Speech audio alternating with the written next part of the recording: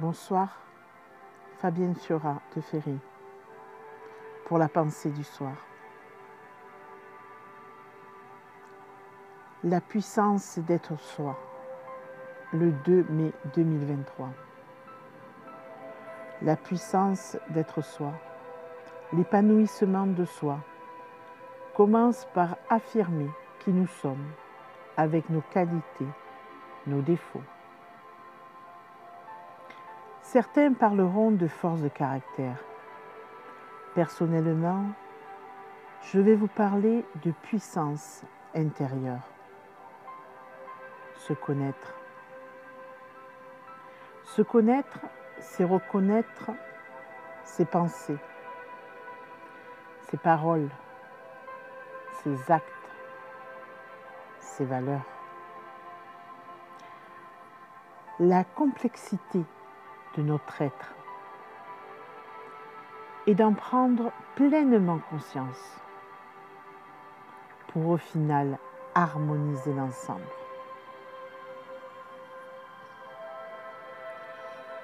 Nous devons nous accepter, nous comprendre pour prendre possession pleinement de notre personne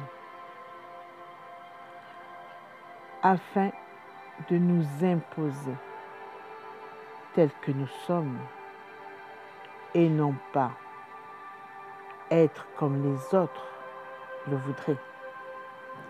Être une pâle copie, tout simplement, ou de la pâte à modeler que l'on façonnerait à la guise sur l'instant ou sur la durée.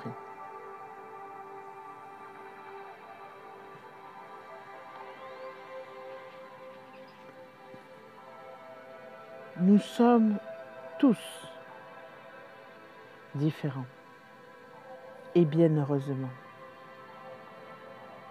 Car c'est dans la diversité de tout à chacun que la complémentarité peut prendre sa place. Tous différents, mais tous importants. La puissance d'être. La puissance d'exister. Quand on se connaît, on assume qui on est. Et rien, ni personne, ne peut entraver notre évolution, notre détermination à être ce que nous sommes, tout simplement avec le droit d'exister. La liberté d'être soi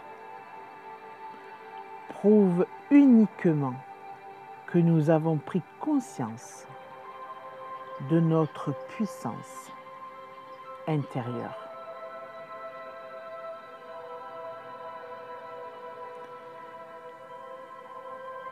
Depuis 4 ans environ, nous constatons ce regroupement d'âmes, ce regroupement de familles d'âmes.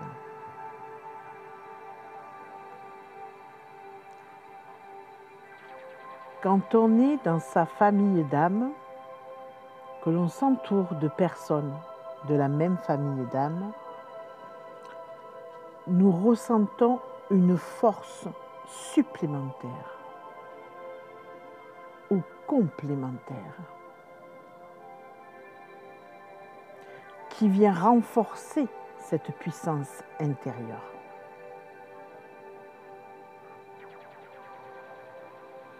Beaucoup, sur leur chemin, ont vu des amis, des membres de la famille leur tourner le dos, s'éloigner, prendre une autre route.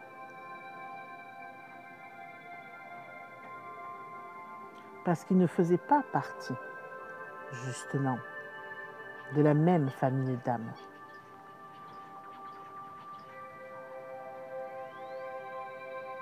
Alors si on pourrait faire la différence avec la famille de sang, la famille terrestre, cette famille qui tout de même avec ses complexités, nous perturbe, nous amène parfois dans un tourbillon, mais nous amène aussi à une évolution de notre âme, à prendre en considération l'analyse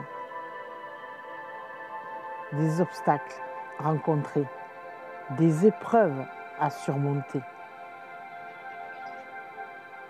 Donc la famille terrestre est effectivement aussi importante pour évoluer que la famille d'âme.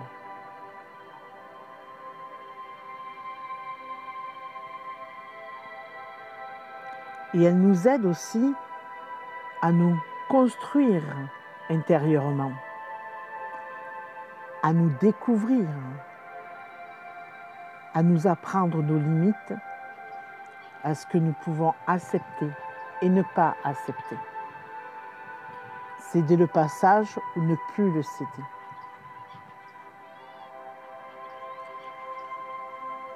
D'une manière ou d'une autre, la famille de sang, la famille terrestre,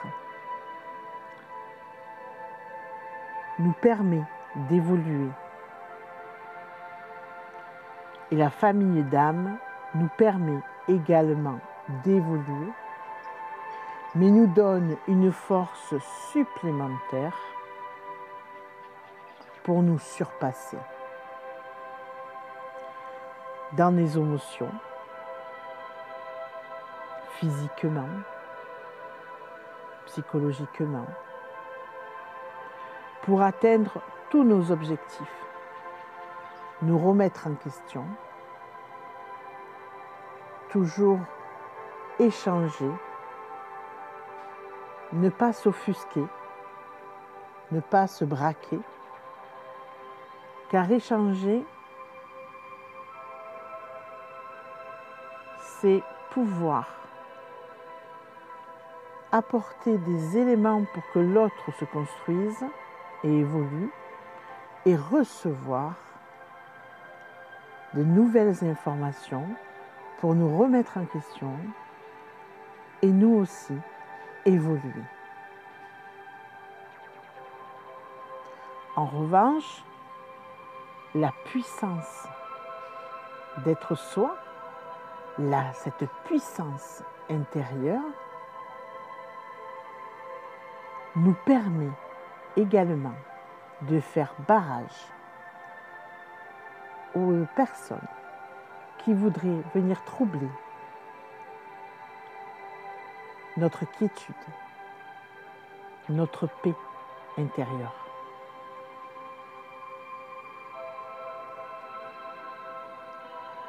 Nous sommes puissants quand nous savons qui nous sommes. Il ne faut pas hésiter à savoir mettre sur une feuille 2 colonnes nos qualités, nos défauts, les événements vécus, comment on a fait pour les surmonter, ce qu'on a raté ou l'on pense avoir raté, et comment on prendrait les situations à venir si elles se représentaient dans le même cadre, dans la même circonstance. Et là, on peut constater que nous réagirions différemment, autrement, plus posément. Et c'est là où on peut être fier de nous, de notre puissance, d'être soi, d'être en paix avec nous-mêmes afin de progresser et d'évoluer spirituellement auprès des autres. Merci pour votre écoute et on se donne rendez-vous tout simplement demain soir à 21h pour une nouvelle capsule de la pensée du soir. Au revoir.